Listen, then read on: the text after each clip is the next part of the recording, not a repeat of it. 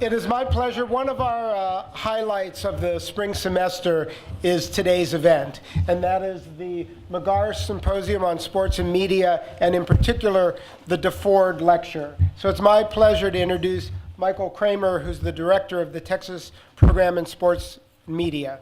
Michael. Thank you, Ray. So good morning, everyone. I know a bunch of faces in here, but not all.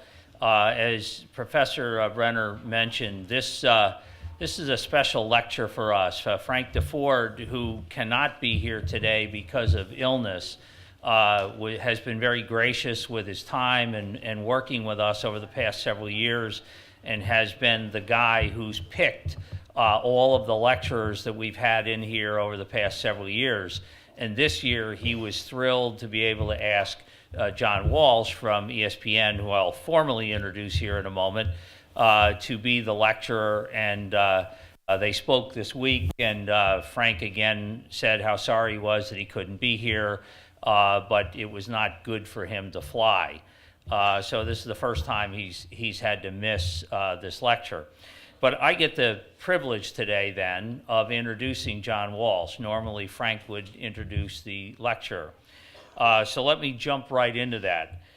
John Walsh has been involved in many of ESPN's largest initiatives and launches since he joined the company as a managing editor in 1988. And he quickly rose to the unique position of executive editor of the network in 1990. In that role, he was responsible for the editorial content of all news and informational programming, including SportsCenter, ESPN's flagship sports news program. He oversaw ESPN, the magazine, and ESPN Radio. He was instrumental in developing the many news and information elements within ESPN, who are in the news today, as you know, and I know John will address that, including networks and new shows. He led the editorial direction of ESPN.com and digital properties during their birth. He retired 2 years ago as executive editor and executive vice president of ESPN. His career path before settling in at ESPN was great and varied and eclectic, and very influential editorial positions in the newspaper and magazine industries, including in the sports, news, and popular culture. He was founding editor of the original Inside Sports magazine in 1979. He served as managing editor of Rolling Stone in 1973 to 74, and U.S. News and World Report in 1985 and 86. Held a number of editorial positions at Newsday, including sports editor and op-ed page editor, worked as a sports editor in Columbia, Missouri, and was editor at the Washington Post in 1977 in the style section. He's been the editor of 3 sports books. He served as a consultant for several publications, including Esquire, Vanity Fair, New York Times Sunday Sports Section Part 2, and Special Report magazines published by Whittle Communications. He's a native of Scranton, Pennsylvania. He earned a Bachelor of Arts degree in English from the University of Scranton in 1966 and received a master's degree in journalism from the University of Missouri in 1968. In 1991, he received the Frank J. O'Hara Award from the University of Scranton's National Alumni Association, recognizing his sustained achievement in the communications field.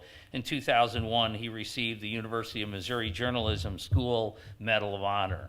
It's a great, great privilege to have one of the leading folks in the evolution of sports and sports media here with us today, John Walsh. Well, you did your homework. Okay. Well, having heard that, I can echo the words of my mother, why the hell can't you hold a job? I did work for 32 media companies, mostly in print, before I came to ESPN. And I want to briefly say something about Frank, because Frank, as you all I hope appreciate, is just for my generation and for other generation is the gold standard, the platinum standard for not just magazine writing, essay writing on NPR, reporting, both in print and on television. And I grew up reading Frank Deford and idolizing him through my years as Mike just told you, of various jobs. And we started this magazine, Inside Sports, and I had a pool for everybody. And I had never met Frank. I didn't meet Frank until he was editor at the late lamented National. But we had this pool at Inside Sports. Who the hell is going to wind up with an assignment and be in competition with Frank Deford? But fortunately for our magazine, it never happened, and our magazine folded after 33 issues, and when I got to meet Frank, I said, we never had that head-to-head competition. And we had some good writers that learned from Frank throughout their careers as well. So I have such high regard. Frank came to ESPN, and he worked for us, and we worked him in Sunday morning doing essays. We worked him in doing pieces. One of the delights of my life was having lunch with Frank Deford once a month for a couple of years while he was working at ESPN. We used to always think at ESPN, when the hell are they going to wake up at HBO and take SI's best talent and put them on the air at HBO? And then one day Frank came in and he said, John, they've discovered me. I have to go to work at HBO, and you can't have me anymore.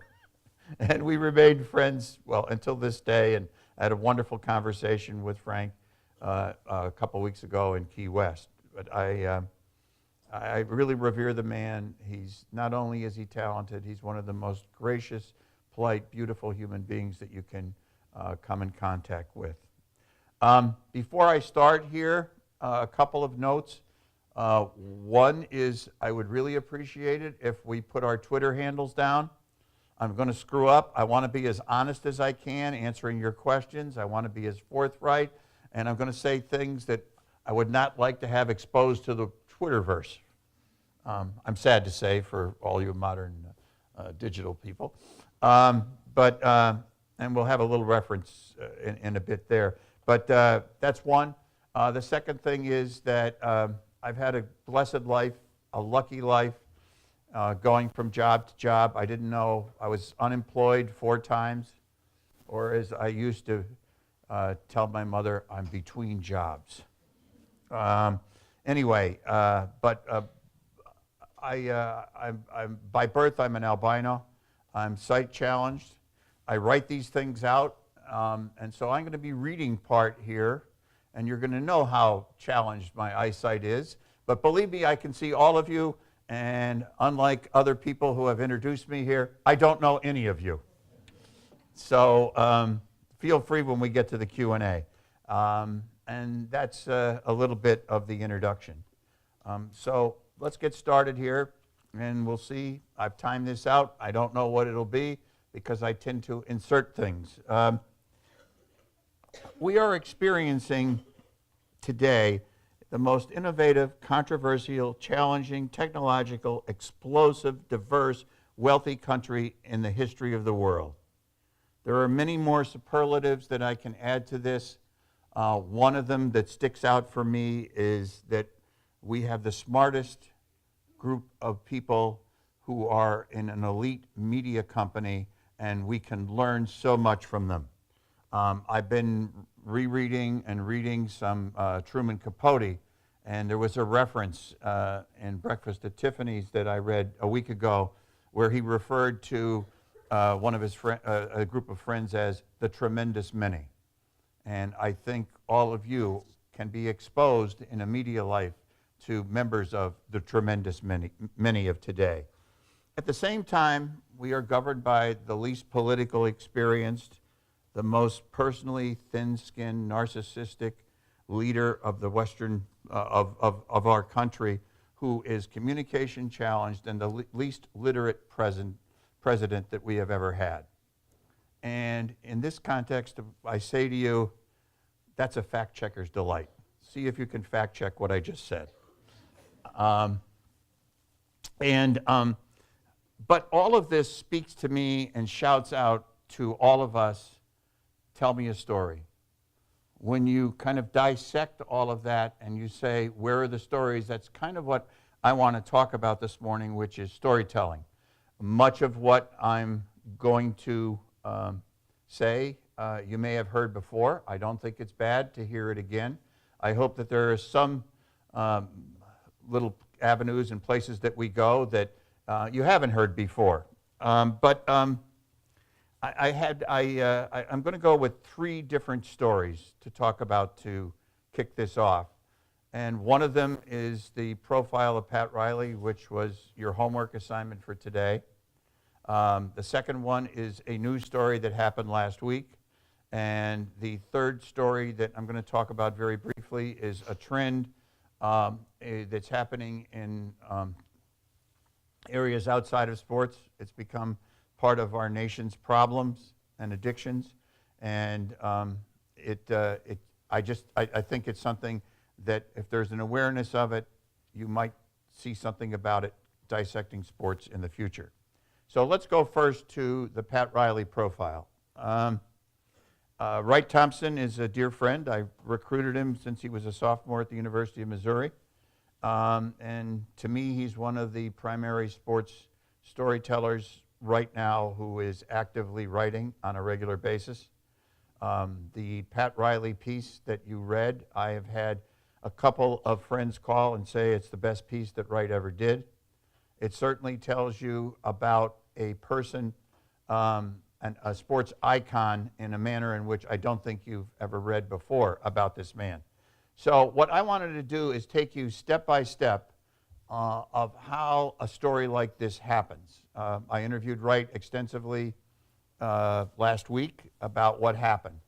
And it's instructive to just think about how you, when you go forth into the world of storytelling, might think about how does all of this happen? Well, first of all, in the beginning, it's like, right, where did you come up with this idea? He said, I like assignments. I like for people to tell me what they want me to write about. So I went to Bristol. He lives in Oxford, Mississippi, by the way. He went to Bristol, Connecticut, and he went into the various newsrooms in Bristol and said, who would you like to see? Who would you like to see profiled? And Henry Abbott, who is runs a website called True Hoops, which is the most NBA-centric website in the world. And if you're into the NBA, you know about True Hoops. Anyway, Henry Abbott said, I've never really seen a great story about Pat Riley. I've never seen a deep interview about Pat Riley. And so Wright took that as his white whale challenge, that he is going to find out about Pat Riley. So what did he do? He read 3 biographies of Pat Riley. He read entirely. He skimmed another one. He read all of the memoirs, references in memoirs from people like Dwayne Wade, where Pat Riley was mentioned. In other words, he contacted people who had at one time in their lives a personal relationship to understand who the man is. He then took a trip to Schenectady, then he went to Miami, and then he went to Lexington, Kentucky.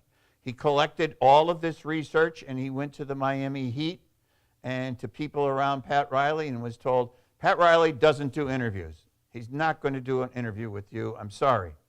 But, you know, if you want to try. And then Wright said to himself, I can write a biography, a profile of Pat Riley, and I don't need to talk to him. But I sure as hell am going to try. So he cast a wide net, and he was in Los Angeles interviewing people like Jerry West, and he was told that he should interview, and interviewed Kurt Rambis's wife, Linda Rambis. Rambis was on the Showtime Lakers. I think he was probably the 12th or the 15th man on a 15 or 12-man team. He didn't play very much. He was in the coaching business. And so Wright decided, because he said he was told that Linda was a very interesting person and had interesting observations. So he went to Linda Rambis, and she said the secret to Pat Riley is his father-in-law, who was deceased. And so he found out about his father-in-law, and he went to research his father-in-law. And he found out that his father-in-law was on a USS Pogo submarine in World War II, and that Riley had an interest in the military and wars. And so he went to the internet, and he found a decal logo of the USS Pogo. He purchased it, got it at his house, and FedExed a letter to Pat Riley with this patch and said, "I'd like to interview you." The next day he got an interview and said, "Come on down to Miami." So he went to Miami, and he had two lunches of 2.5 hours talking to Pat Riley. Riley invited him to California, where they drove, in the piece, 5.5 hours. He got permission from Riley, gave permission to the people around Pat Riley, his wife and relatives, and all the people in the piece and other people who weren't in the piece, to interview them about Pat Riley. He collected everything. He went back to Oxford, Mississippi. He had 11 full pads full of notes. He spent a month 2 weeks going through the pads of notes, selecting things that might contribute to a theme of conflict, geography, family, personal things, and kind of categorized them. He then spent a week outlining what the piece would be. And I don't know if you've ever seen a great magazine outline, but there is a world famous, one of the most famous magazine stories ever written is by a famous writer named Gay Talese, called Frank Sinatra Has a Cold, where Gay Talese hung out with Frank Sinatra and wound up doing this great piece for Esquire in 1961, or whenever it was. But a couple of years ago, and if you could research it, I didn't take the time to go and get it, but actually Esquire published the outline and notes that Gay Talese had to write Frank Sinatra Has a Cold. And it is a great 2 or 4 page spread on how to outline a piece from step to step to step. So Wright really believes in the outlining process, and he wrote his outline. He spent 2 weeks writing the piece, redrafting it. He ran it by 2 editors, one of whom was me, and got feedback from the editors, went back and rewrote it, submitted it, and then spent a week, this past week, up to, I believe, yesterday, promoting it on television, where he had done a television piece for ESPN to accompany the piece that he had written. So that's kind of taking you from how did this come to be to what happened to it right up until yesterday. And I think it's instructive of what kind of work is required and what intersections happen in pieces that help make pieces work, but you can make your own breaks with pieces. So the second piece that I want to talk about is a piece that hasn't been written, that will be written, I'm very confident, which is the suicide of Aaron Hernandez, which was a piece, or a big news story early last week. It wound up being lost in the flood of different stories about Bill O'Reilly and the latest assertions from press releases from the White House. But the Aaron Hernandez story, for people in sports, is a fascinating story which continues through yesterday. And what I did here is, and I have a list which you can pick up at the end of this this lecture, of if you were going about an Aaron Hernandez story, the way Wright Thompson went about the Pat Riley story, here is a practical guide for issues that I wrote down that I would be interested in approaching if I were doing it. And this is kind of like if you want an exercise and propose a piece, this is a great, to me, architecture for looking at what the potential and possibility is. And so here are the categories, and I'm going to go over them, stop a couple times, but move on, and you can pick up this sheet if you care to after this is over. I would be looking at the key people in his life and the intersections of relationship, the influences, the education, and drilling down on his teachers, his classmates, his friends, parenting, his childhood, his behaviors, his temperament, what his history was from childhood through going to prison, testimony from people, the economics of his life, going from somebody who came from the poorest family in Bristol, Connecticut, to signing a contract for $40 million with the New England Patriots,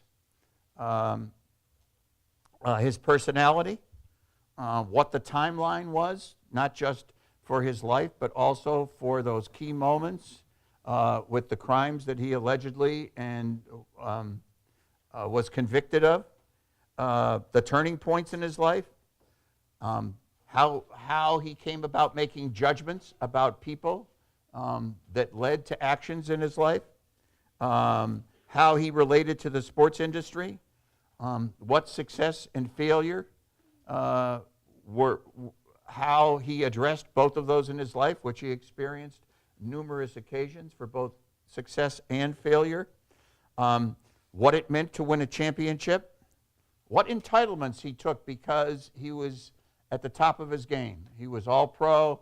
He was a $40 million tight end.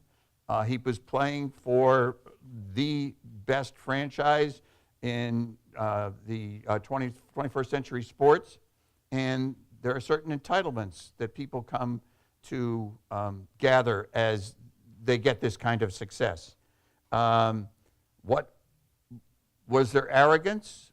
Did humility play a role? What was his emotional piece? Which some of these dovetail over one another. The climax and payoff of his life, and now the tragic ending and the aftermath.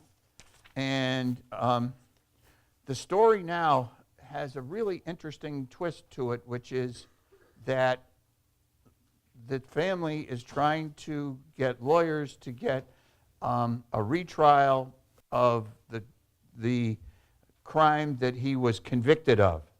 And I think if you look into this, you'll find some economic motivations with $40 million and NFL contracts and all of that, which speaks to the kind of expertise and the kind of digging that you all will be required to be doing if you're entering into this business from the journalistic standpoint.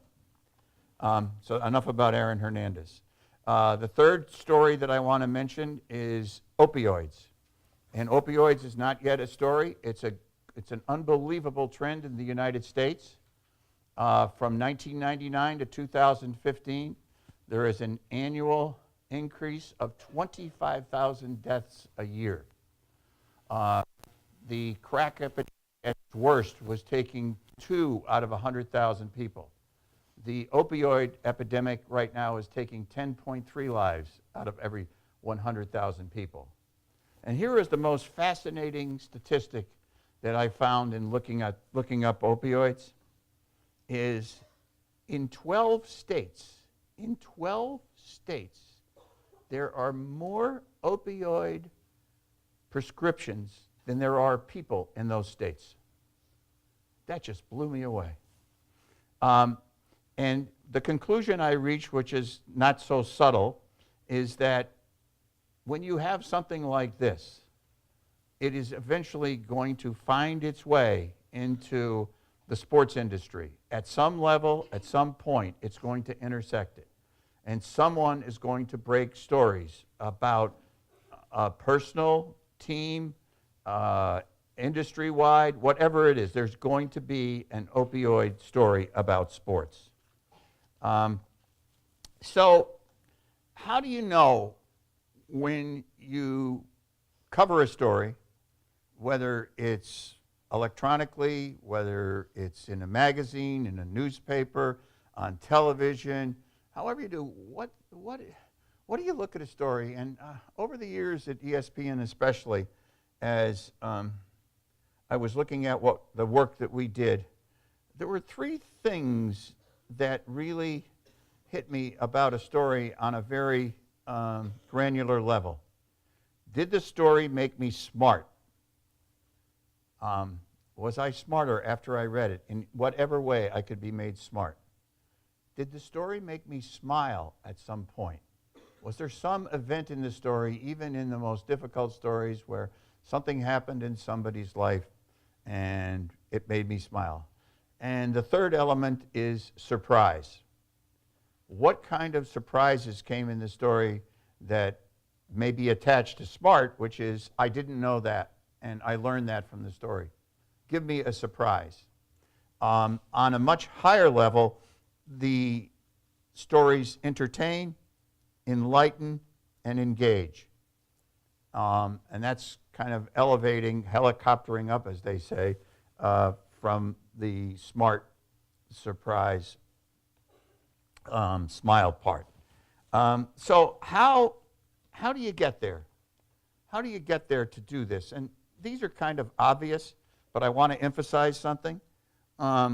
You have tension, conflict, drama, plot, description, detail, language. You have all of those things. But what you really, in the most compelling stories that you read or books that you read, you have a character that you care about. And how do you, through all of those different elements, get to understand and let the audience, whatever form it is, appreciate who this character is? And it becomes so hard today because, and this is a paragraph that I put together, that the challenge that you have to fight through. Right now, we live in the daily democratization of information. The not-so-subtle loud whispers of gossips, reports, innuendos, facts, lies, half-truths, superlatives, reputation trashing, speculation, top tens, first 100s, and seemingly endless hype. And you can customize, people customize this, whether you're in politics, you're in economics, you're in sports, you're in news. You can customize your message to promote your agenda, serve up bite-sized bits and pieces to inspire or to agitate your audience. And all of this comes with the urgency of now. It really counts now. And we go from one piece of information to another piece of information, and we quickly jump to, and we were talking about this earlier this morning, we quickly jump to commentary and opinion. And what gets lost in between is context, explanation, understanding, history, all of those elements that take away the now and put it into later, which gives a more satisfying experience outside of the 140 character universe. And I came up with elements that make a story today. And to me, it used to be who, what, when, why, where. That's what I grew up with. And now the where and the when are gone. What is existing now is the what, the how, and the why. What happened? How did it happen? Why did it happen? And who was the person or the people involved in it? And concentrating on those in your research is really something that I think you can benefit from. All right, I want to quickly get through. I have a bunch of different stories that come about the fan that deal with politics and the intersection of sports. I have behavioral stories. I have health stories, concussions, and I can give lists of them, but I don't want to take the time because I do want to get to Q&A for a few minutes.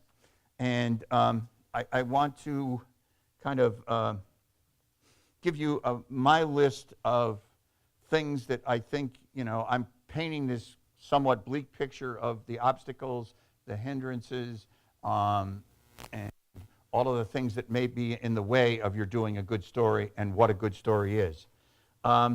So I put together a list here of 11 different things. Apply your self-awareness to the culture of ideas. Sources, resources, contacts, catalysts. Become a verbal thinker, which means associate yourself with concepts, things, institutions, and people that maybe make you think of something else, and you can go off into your own storyboard. Be aggressive about understanding and pursuing the evolving, yet-to-be-discovered technological and industry advances. From my conversations this morning, you all are way ahead of a lot of your peers in terms of what's being offered to you at this educational institution to be on the cutting edge of what's going on in the industry. Create a go-to council for advice on stories, people to know, contact information, things or stories or books or movies that matter, along with websites and subscriptions that might matter. Stay with your university, your professors, your administrators, your classmates, your pals, your alums, people you meet at the university. Here's one that one of our announcers told me, and I thought this was one of the greatest pieces of advice I got about being in the media, but it's also just about being alive. Send a personal thank you note once a week to someone who helped you. Doesn't matter what role they played in your life. If someone had a good influence on you, minor influence on you, send them a note and say, hey, thanks, I remember this. You'll never appreciate what that means to the person receiving the note. Repurpose. If something doesn't work today, if something didn't work then, there is a time at when something will work. And I've had numerous times of, oh, that's a bad idea, and then 3 years later, oh my God, that's a great idea. It just happens, this BS world of opinion and everything. Oh, we're going to do opinion. We'll start this show, pardon the interruption, and we'll have opinions for a half an hour. It's the most watched show on ESPN on a daily basis, 365. Know as much as you can about anybody, somebody you're talking to. And if you don't know as much as you can, don't talk to them. Just delay the conversation. You'll get to it. And here are a few B's. Be curious, be passionate, be resourceful, be in touch, and be you. And here are 5 stays. Stay focused, stay your ground, stay principled, stay in touch, and stay you. Always get back to whomever is approaching you. Always remember what matters. Always be prepared. Always be learning. Always be comfortable with the uncomfortable. And there's one other that I didn't put in there and I thought about last night, and that is something that every one of your parents told you at some point in your life. Always be careful. And lastly, we're going to questions, and there are courses. ESPN has hired the only, and I'm proud to say I was instrumental in it, hired the only interview coach in any media organization in the country. And here are a couple of really simple things about interviews and questions. Questions should be neutral, lean, and open. Neutral means no bias, no words. Lean means as short as possible. And open means try to begin your questions with hi, why, or how, or who or what. Every time you begin a question with a verb, you raise the potential for the answer to be either yes or no and to be cut off. And you lose the potential for thoughtfulness in the answer, which is presumably what you're looking for from both friends and colleagues and people that you might be interviewing as part of your profession. And I've always kind of tried to do this in my life, which is engage myself to aspire to something, aspire to improve, try to improve every day, embrace whatever challenge is in front of me, whether it's personal or professional, learn from life, and most of all, the final part is always celebrate the victories. So let's go to questions.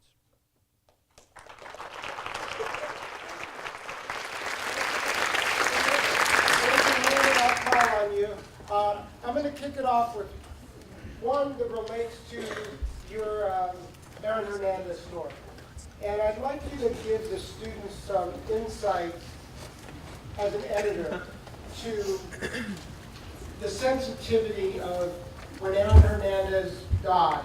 There was issues about letters that he wrote and whether his sexuality was both essential to understanding some of the crimes as well as the suicide.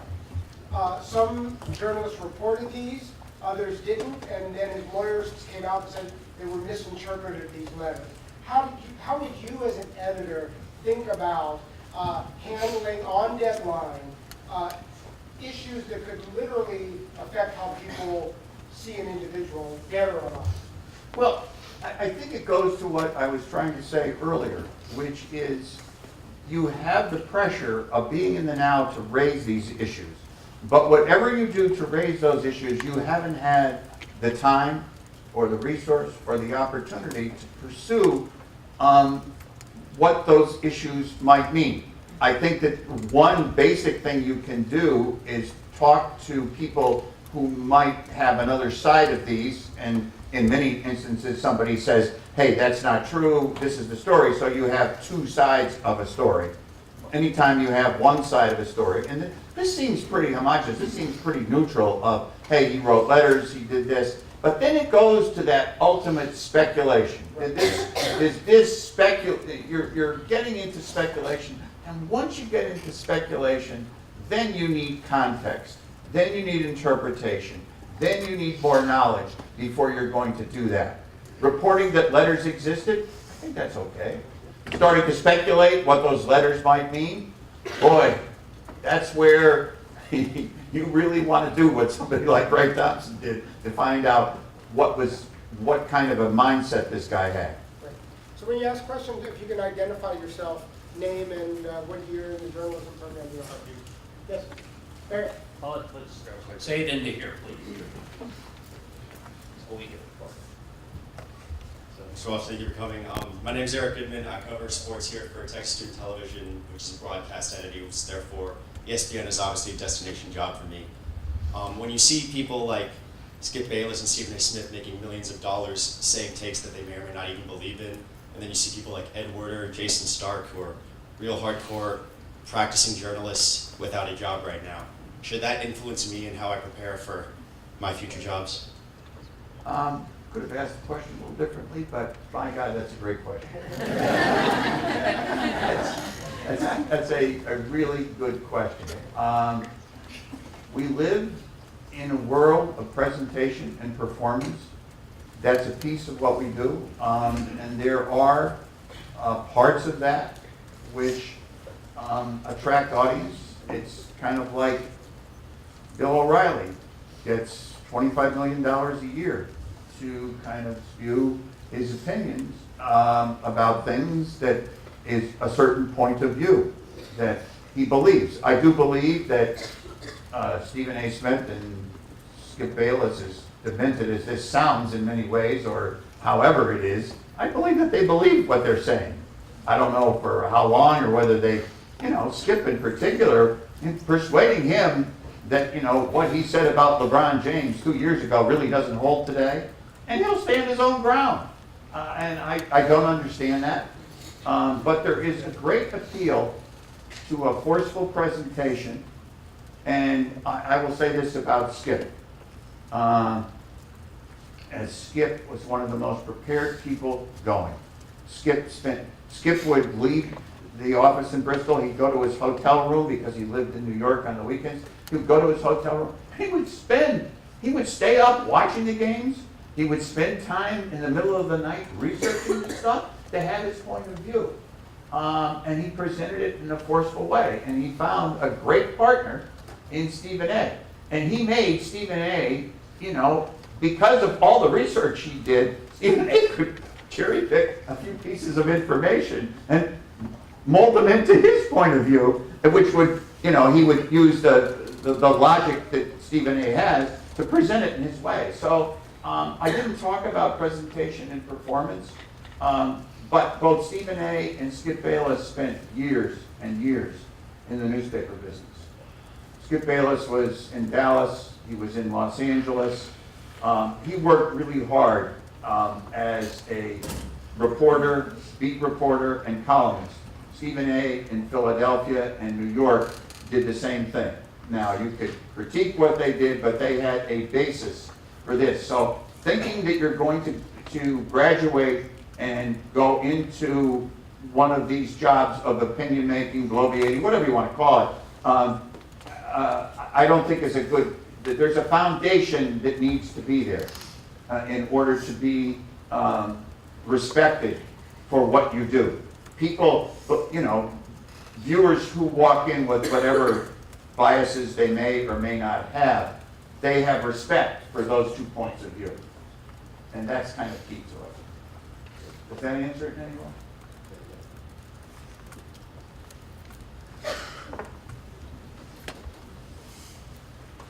Hello, I'm Sahar Shmei's first year journalism major, and I was just wondering if you think that ESPN is doing a strong enough job of covering the women's sports, or do you think there could be more room to do more? It's a constant question that is raised at the company. It's what prompted the launch of ESPNW. There is and it's very difficult. When I said earlier, you know, sometimes the time isn't right for something. When is it going to be right with women's sports? And there are some really great people. Vopel, there are really good people who are covering women's sports. Graham Hayes with women's basketball on .com for W.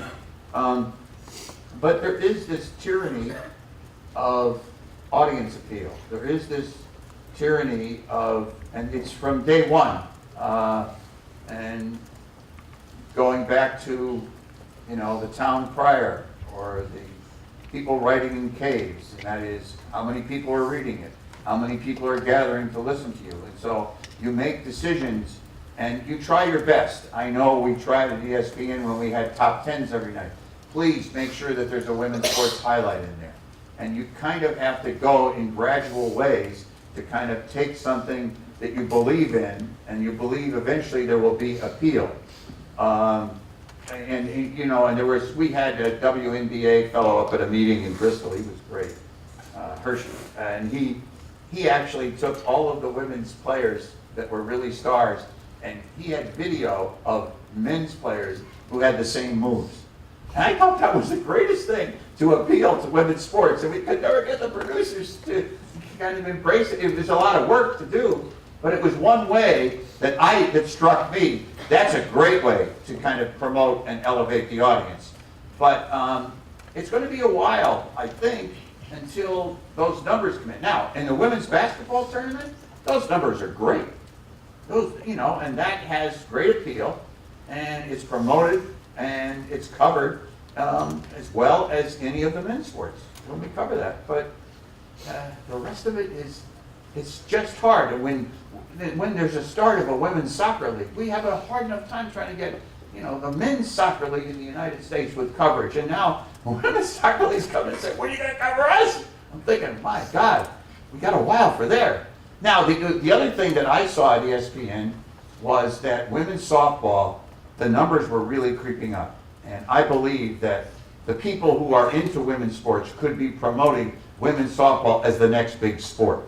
And you need small victories that turn into big victories to take an area of coverage to have it more dominant and more appealing to a larger audience.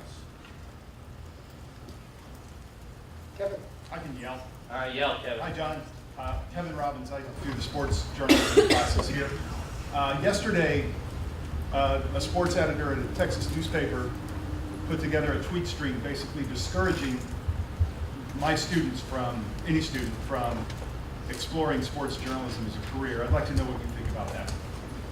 Well, I think he should be fired. Let's just start there. I wonder what, I don't know what kind of conversation to have. I don't know what the basis for that is.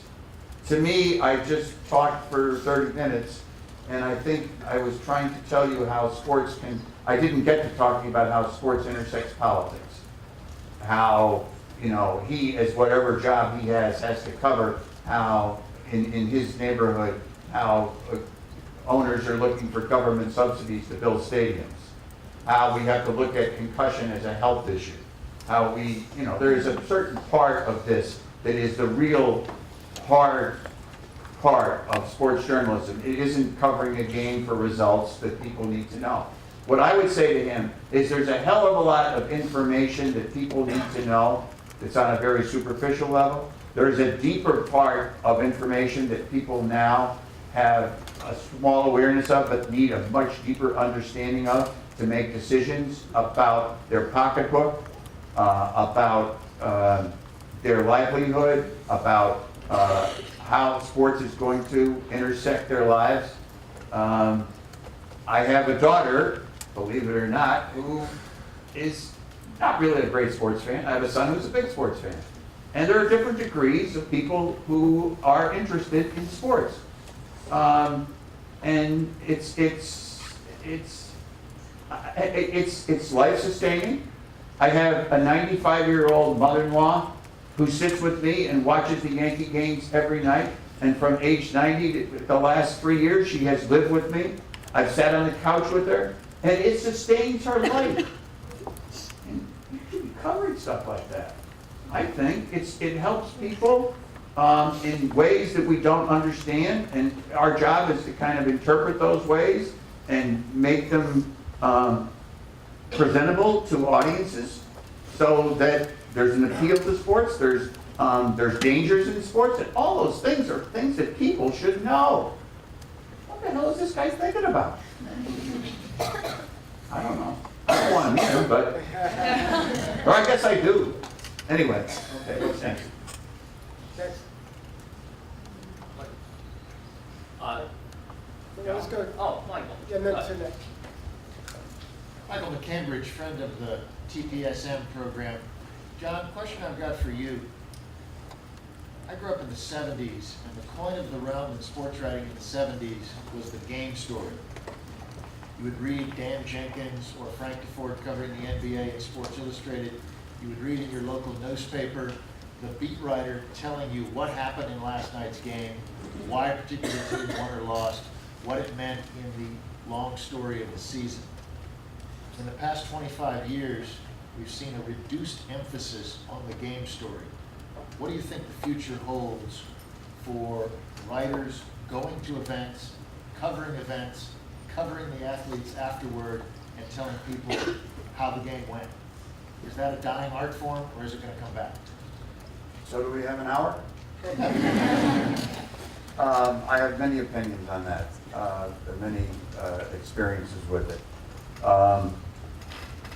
The game story, as it existed in the 70s, at the height of its power with Dan Jenkins writing about college football, or a week later, or thoughtful about what games meant, that's kind of disappearing in a way that's very sad.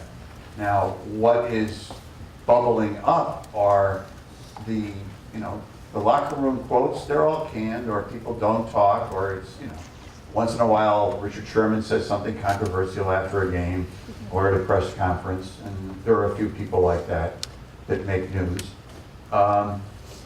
But the texture and the context of sports writing today is way different.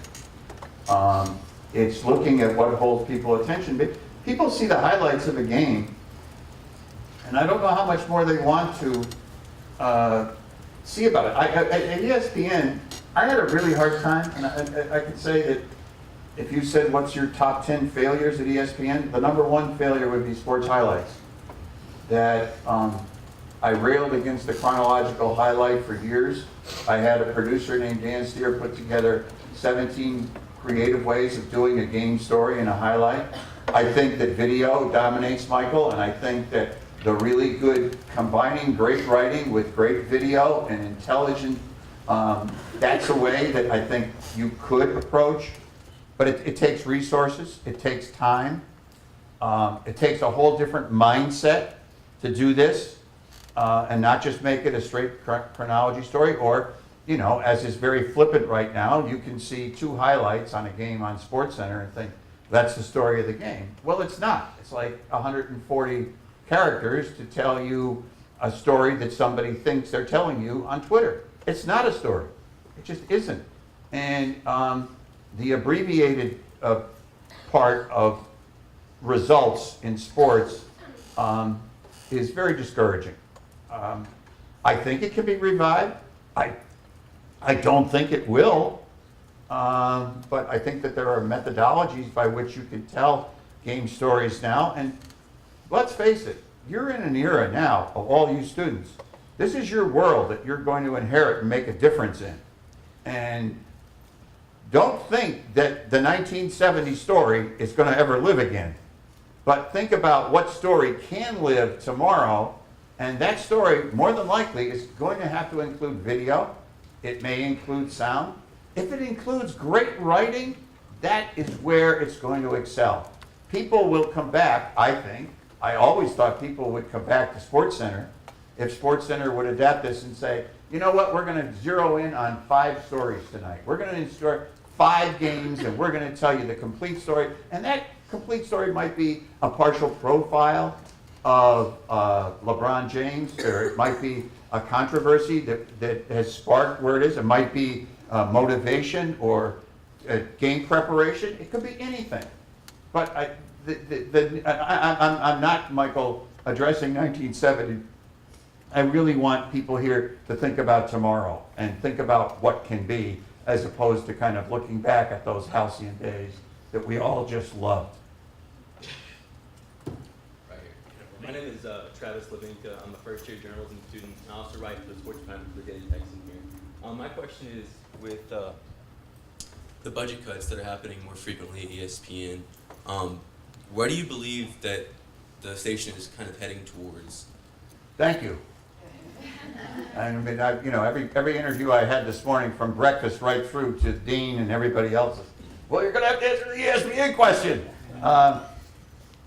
I don't know. I think that all sports media are trying to envision what the future of this, it's kind of what Michael said. What's, you know, this happened and that's gone. What's coming up next?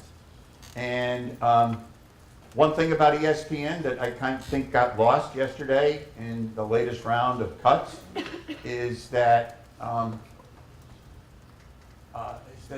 ESPN existed for 32 years. 32 years without a competitor. How about that for a business, huh? You want to write a business model? Well, we're going to have run of the game for 32 years and nobody is going to challenge us. You're in pretty good shape. And now there are 3 cable networks, and those cable networks are taking slices of ESPN here and there. NBC has the Premier League, which has appeal, especially in the afternoon. CBS has some basketball rights that included, you know, Villanova, which was for college basketball for this past season, you know, a top 3 team for most of the year, and they have other good college basketball games. Fox has a very attractive college football cable package, along with a bunch of baseball games. So you got 3 competitors out there, and those competitors are after rights. They're after talented people to produce. They're after people who will appeal on air. So they have to consider competition as a big part of what they're doing. And that causes you to look at what the vision is for the future. And I'm not privy enough to know what all of the top thinkers are. I am thankfully retired for 2 years. I'll think about it now and then, but it's just a passing thought. If it were my job right now, I think I'd be looking at behavior. I think it's very discouraging. A piece like Pat Riley by Wright Thompson, I don't know how many of you are going to read that on the phone. That's a long read on a phone. And what the phone is doing to what Michael is talking about and what you just mentioned is the phone is giving us adaptive behavior, and we have to figure out, because we're in the business of making money. We don't have to make gazillions of dollars, and those kind of competitors are starting off now not making a lot of money, but they're in the game. You could be in the game, but you do have to get something that you think is going to have some appeal to an audience. And every time I'm with my son, he doesn't watch a game without watching his phone the whole game, even though he'll occasionally raise his eyes and say, well, that was interesting, with what's on TV. I do think that TV is still a very powerful medium, and ESPN has lost, 8 or 10 million subscribers. They still have 90 million. That's pretty good. That's pretty good. So, I don't know how long this is going to last. I don't know.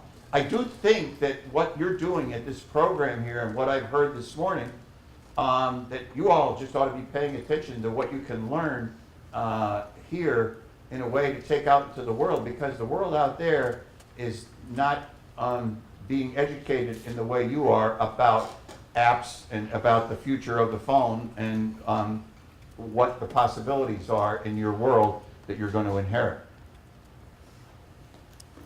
Let's go to Turner.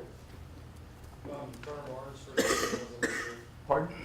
Carter Lawrence, first year journalism major. Ah, okay. Easy question.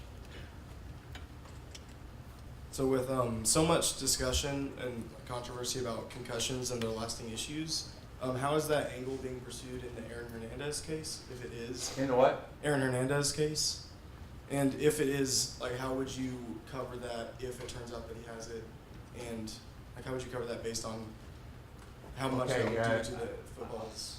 I'm not going to make this individual, but I'm going to say this. We need to find out if the family is going to allow a look at his brain by the intelligent people who can give us an interpretation. And I turn around and go, I don't mean this personally because it's something that I had at ESPN. You use the magic word, if. And the word if, to me, in sports conversation, happens all the time. So you're asking me to speculate if something happens. Until something does happen that we know and we look at it, then we can talk about interpreting it and not speculating on it. I ran an editorial board at ESPN for about 10 years, and we met every month, and part of my job was to rail against the word if. We would have radio announcers. Colin Cowherd was keeping among them, and Colin's a good guy, and I like him, and I know him, and he's very smart. But he would, at the top of his show, would say, if this happens in college football, and then he would spend the next hour as though it did happen. And it didn't happen yet. Now, you can have reasonable speculation. I spend a lot of time on politics, and you make yourself crazy deciding whether there'll be a government shutdown, whether if there's not a government shutdown, will there be a 2-week funding? Will there be a funding until June? Will there be a funding until October? And it's kind of like, wake me when it's over. And there's an awful lot of that happens in sports and politics, which is if clauses to speculate on something that is not yet real.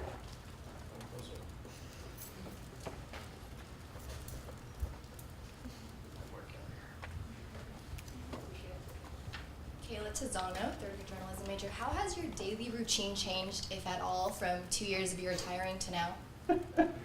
This is really boring. I do a lot of exercise thinking, you know, someday I'll be Schwarzenegger again. I see a lot of doctors. I have a much deeper relationship with my wife and my 2 children. I have 2 grandchildren. I'm in touch with my brother and sisters and in-laws. I'm celebrating birthdays and anniversaries, and I'm active in a couple of boards and some fundraising. I'm doing a Justice Aid concert May 24th in New York City. My best friend Steve Anderson is there. I'm doing a lot of different things. I'll have to confess this, and I don't want, you know, I guess you can do whatever the hell you want with it, but I was fanatical and am still fanatical about reading Politico, reliable sources, the Poynter Institute.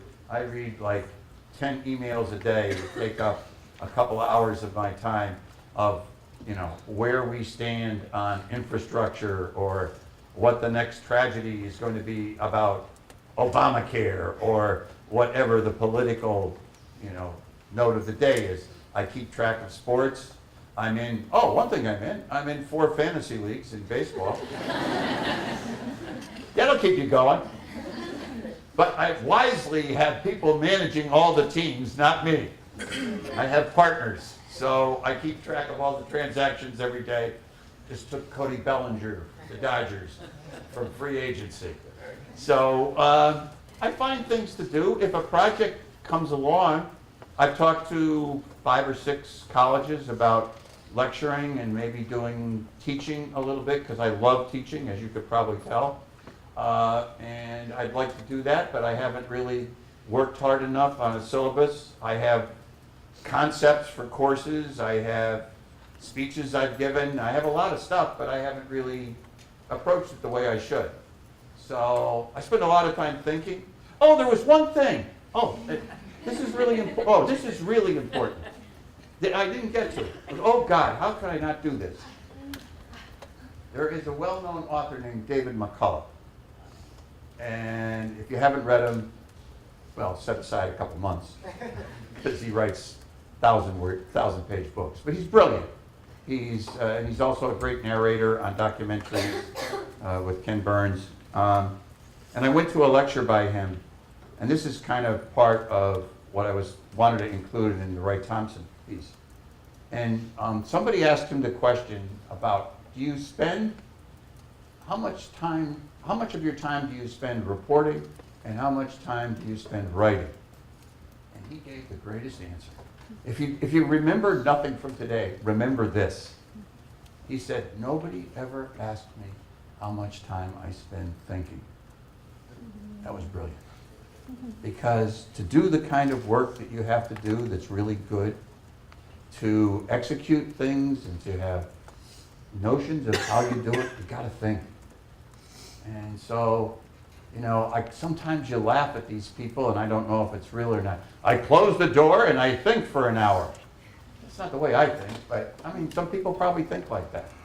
But set aside time, whether it's when you wake up, you go to bed, you're having a meal, you're alone, whatever. Thinking is a good thing to get into. So I spend time thinking. And I wish I spent more time thinking. Thank you for that question. We have one over here, and then we'll come over there. Mark Panis, I'm a teaching fellow for the program in Sports and Media. I have a question to you from an editorial standpoint about false equivalence and how seemingly everything reported today has to show both sides of it, when there are just a whole range of topics in sports, politics in particular, where clearly one side is this is not in every case by any means, but there's certainly a subset of reporting that happens where one side is clearly being represented, it's factually incorrect, and it's not being called out for that. It isn't being addressed in any way. It's here are 2 sides of the issue, trying to figure it out. And what is the editorial responsibility for a media entity in that situation? I hate to say this, but it depends on who you work for. If you work for Fox, false equivalencies are great. If you work for MSNBC, it's a little bit more tempered, but there's a lot of false equivalencies. What do I think a way you should do it is, I think that calling people out, doing fact checking, doing research. I don't think that, here's one thing I will say, for people who have a notion and a vision of being fair and trying to present the full picture of any issue, is that there's not enough time spent on what you just said. When there's a report that has so many inaccuracies, that has so many things that need to be challenged, that have opinions presented as facts, there have been, and this is political, but damn it, I'm going to say it, is, this whole thing about let's build a border wall, and it's been around now for, what, a year and a half, 2 years, however long it's been around. And there's all this, well, there's a lot of rapists coming over, there's a lot of drug trafficking coming over. I haven't seen any research or any contextual, even anecdotal kind of information that says this is a big problem and we should spend $20 to $70 billion on it because it really is, we really need to be made safer, and this is going to make us this much safer. And it doesn't have to be,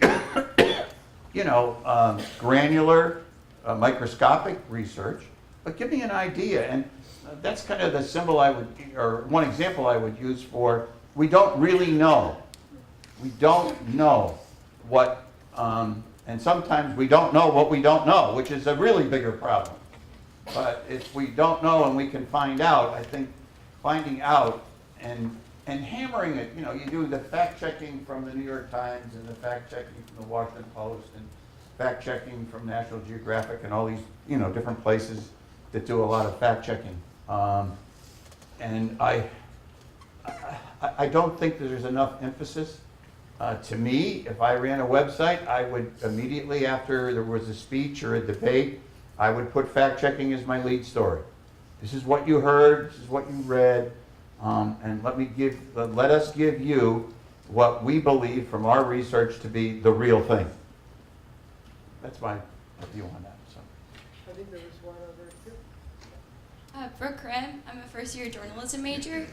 I actually have a question about someone that you've covered before. Who has had the most lasting impact on you as a person, or who has changed your worldview in some way?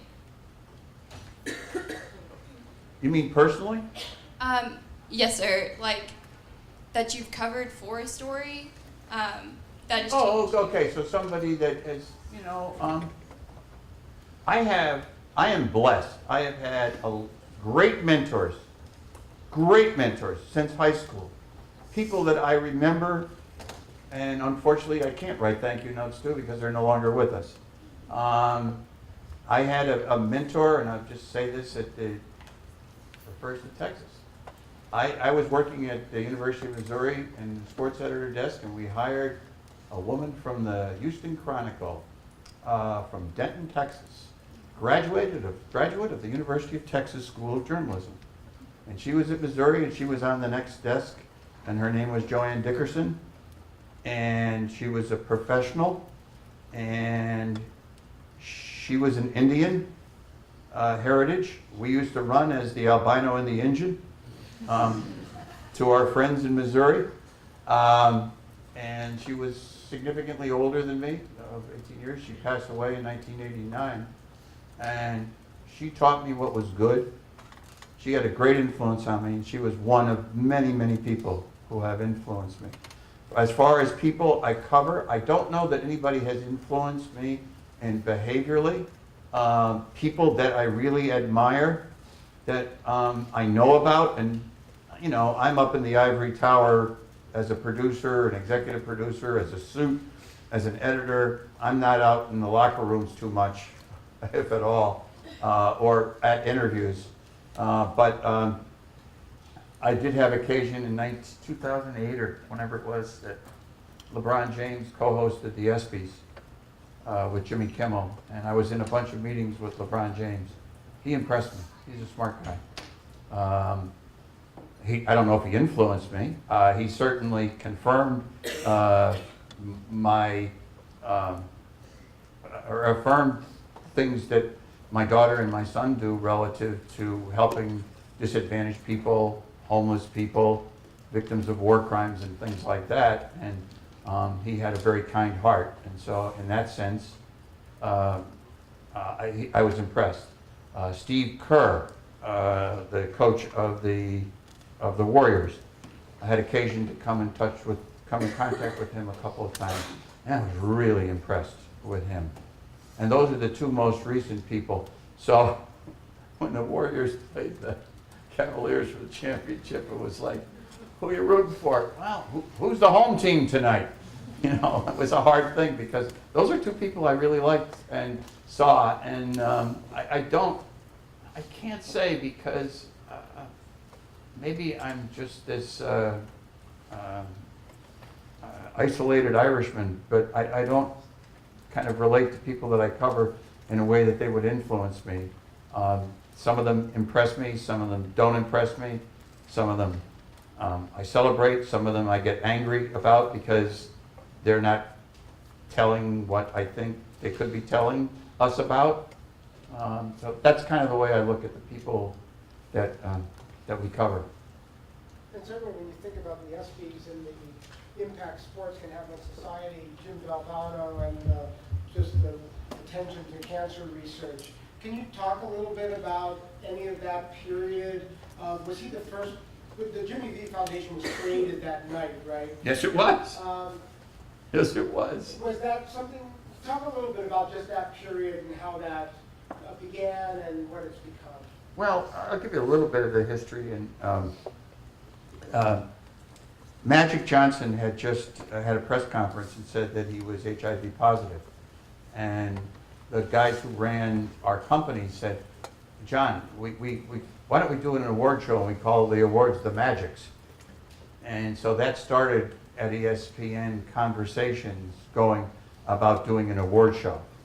And it eventually wound up being the ESPYs. And the reason it was called the ESPYs, which it gets slammed because it's an ESPN promotion, was ESPN at the time wasn't that popular. And it's like, oh, how can we promote ourselves? We can call this thing the ESPYs.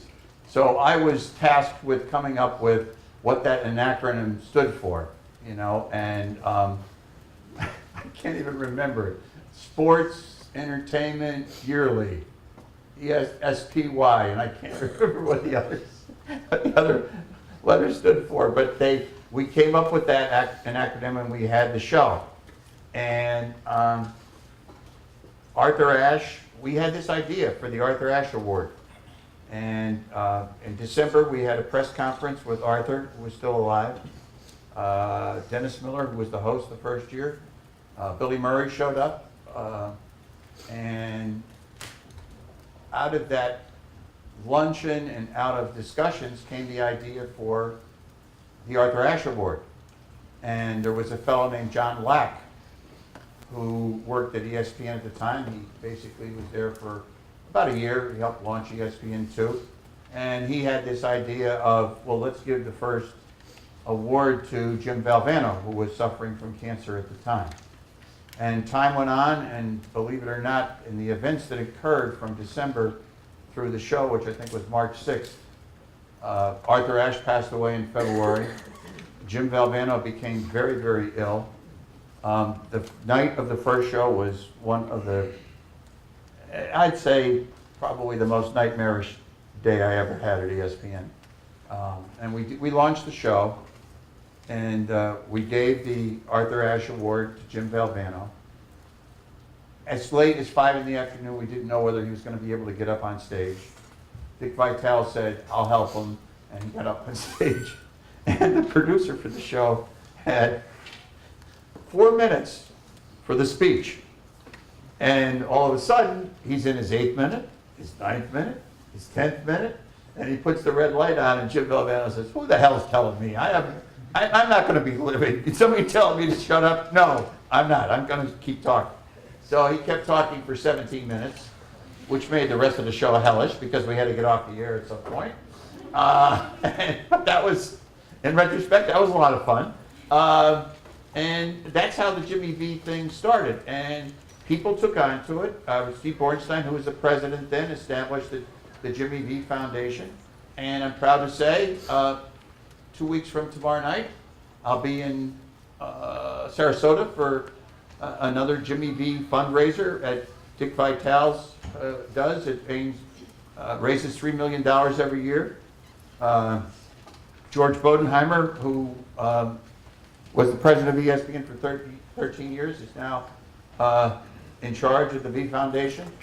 The V Foundation has, in the last 24 years, raised over $150 million for cancer research, and no big donors. You know, there's no Bill Gates or Warren Buffetts or people into this at this point. Our largest contributions are below $10 million, and it's been a campaign. It's a campaign around the ESPYs. It's almost, ESPY week is V Foundation week. There are events, there's honors, and we keep upping the ante for that, and we keep upping what